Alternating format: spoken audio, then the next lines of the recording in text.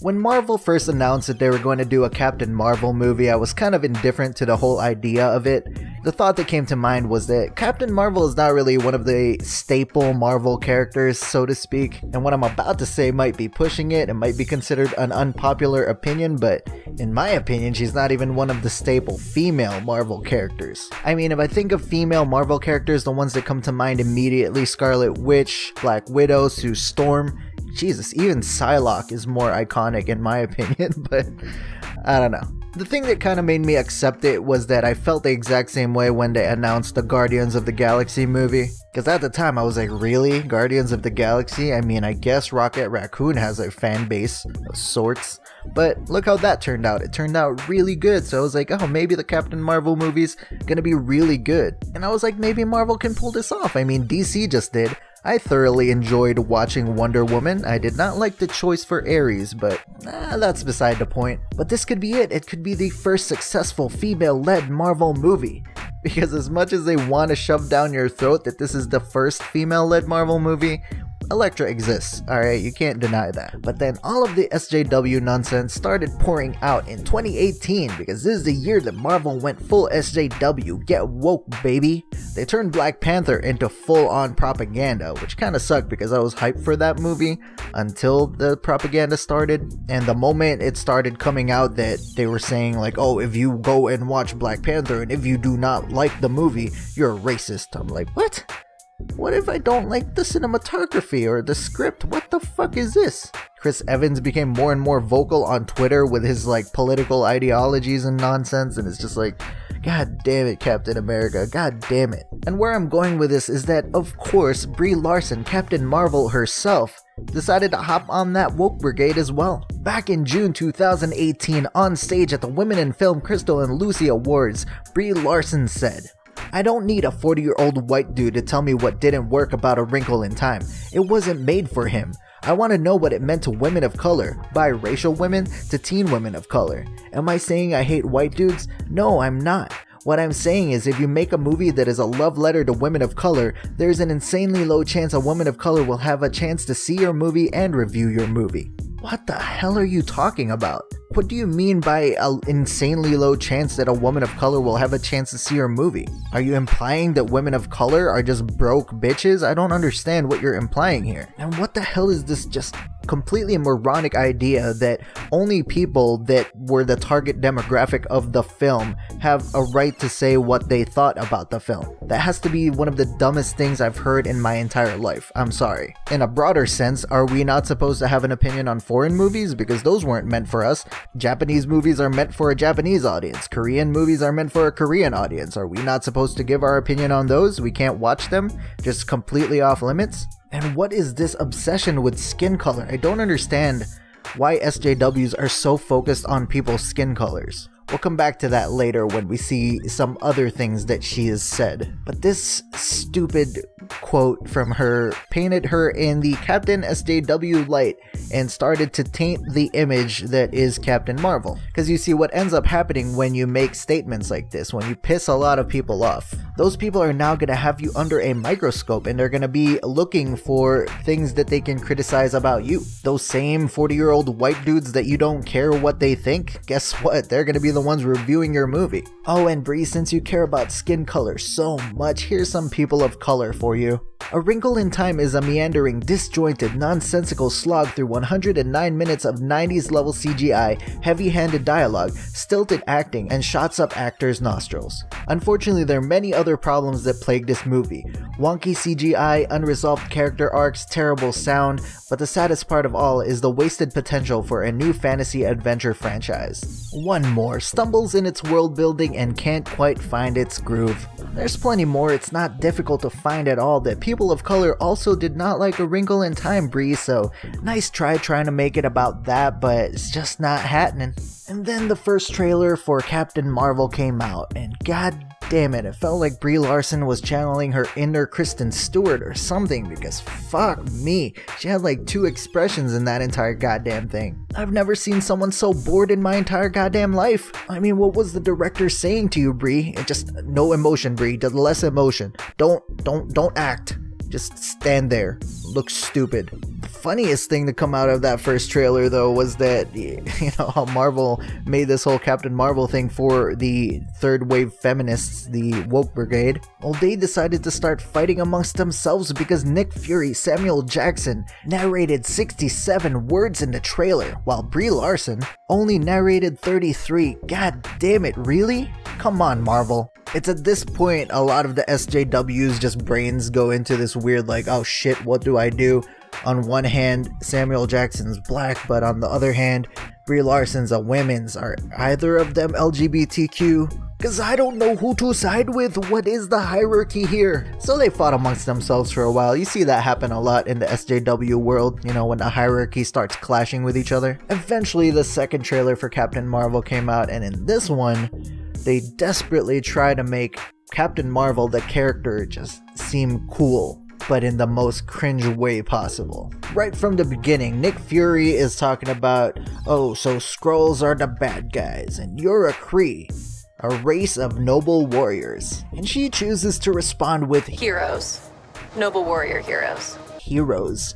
Noble warrior heroes. Like, what? Isn't it like a known thing where heroes don't claim to be heroes? Other people have to make that distinction for them? What are you talking about, Captain Marvel? What an egotistical twat, right? It's like, he's just trying to figure out what your background is, but you're just like, nah, what do you mean? I'm not just a warrior, I'm a warrior hero. This is preceded by the same goddamn two expressions.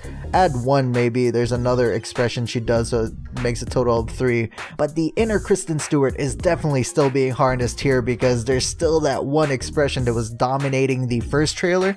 It's still dominating the second trailer, that's for goddamn sure. There's even a part where it's like flickering between different like scenes and it's the same goddamn expression. They also wanted to throw a subtle jab at the end where she's basically bossing Fury around like, Fury, let's go, what the hell? You know, like she's, you know, commanding him like a dog. But when the second trailer came out, where I was at was like, well, if the SJW nonsense did not scare me off, this certainly did. But then, the creme de la creme, the Super Bowl ad, the one that prompted me to make this video to begin with, the higher, further, faster, big game spot. This thing starts off with, let's time to show the boys how we do it.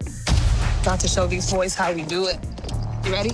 Like, these girls are talking, and Brie Larson responds with, higher, further, faster, baby. Higher, further, faster, baby. Yes, baby. Which I'll give credit because it's a different expression that she uses when she says that as every other goddamn dominating expression in the trailer so far, which is followed immediately by that same goddamn one expression that she's used in the previous trailer. So it's like, okay, well, way to kill that. And then of course, because they're showing the boys how it's done, right? They're saying that, oh, the women's are taking over, the women's are so much better. They even have this lovely imagery of Brie Larson basically standing over the men with that same goddamn expression. But still, if this isn't woke shot selection, I don't know what is, because I took film theory. I know what you guys are doing. You're saying the word higher and then you have this shot, you're saying women are higher than men. Whatever, dude, whatever.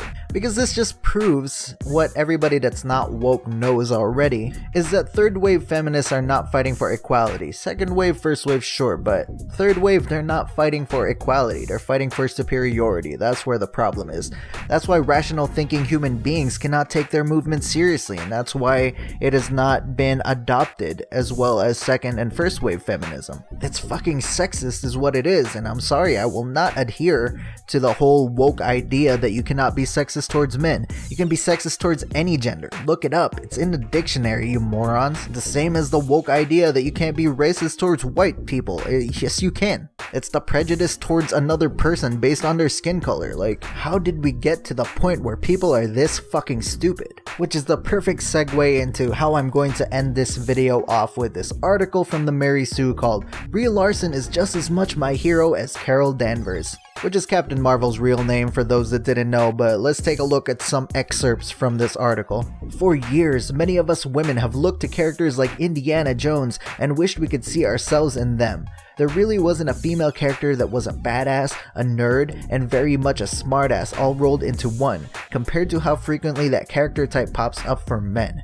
As Larson puts it, we had Ellen Ripley, who, while great, wasn't the same as Jones. Well, you had Rachel Weisz's character Evelyn in The Mummy, so I don't know what the hell you're talking about there. She was nerdy, a smartass, and a badass all rolled into one, and you can make your arguments for or against that, but I think so. But I guess to that you'd say, oh, she was great, but she wasn't Indiana Jones.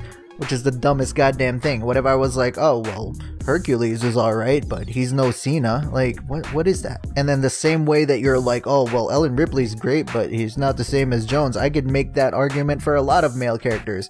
Oh yeah, the character's great, but he's no Ellen Ripley. See what I mean? It's just so stupid. By the way, Ellen Ripley is a great character from Aliens, for those who are wondering what the hell she's talking about. Go watch that movie. Great movie. To see Carol Danvers embodying a very similar tone is wonderful and exactly what I wanted out of Captain Marvel. Larson also went on to talk about the future of cinema and what she hopes for in regards to filmmaking and diversity. There are so many great jobs. You like the weird alien blasters? You could be the one who makes them. We need young people to carry on this tradition in movie making, and it would be so great if we had more diversity coming in through that. I don't want to be successful surrounded by a bunch of people who look like me. That doesn't feel like success at all. And back with the goddamn skin color thing again. Basically what Brie is saying is that for the entirety of her life, every time she looks around, she is judging people based on their skin color and their skin color alone. Screw the contents of your character, screw the contents of your heart. If you're white, stay away from Brie. She doesn't want to have anything to do with you because otherwise she's not successful. Does she do that in every room that she's in? She just looks around, oh god damn it, there's too many white people in this room. What a terrible person. I mean, I've seen a lot of racists in my life, but for it to be this blatant and just all open to the public is fascinating to me. And no, Brie, I'm not a 40-year-old white dude. I'm just a Filipino man. So I know the whole POC thing works in my favor. Maybe my being male invalidates that. I don't know how you SJWs work. But coming from this person of color, you're a racist bitch. And that's all there is to it. And I'd read the rest of the article, but it's just so mind-numbingly stupid. I mean, the next paragraph starts with, she's one of the good ones, focusing her energy on making Hollywood and the world at large better for women, people of color, and those who have been consistently sidelined by the male-dominated business. So you can see the tone of where it's going from here. The moron who wrote this, however, also says that she's the first woman to lead a Marvel movie. Elektra, dumbass, Elektra. But what do you guys think? Let me know down in the comments below. Like and subscribe with notifications if you enjoyed the video. Dislike and unsubscribe if you didn't, because God knows I'm gonna be making more bangers just like this one. But once again, if you do subscribe, ring that bell, that notification bell, so you can be alerted every time I make another one of these red velvet cupcakes. Thank you very much for watching, and I will see you guys next time.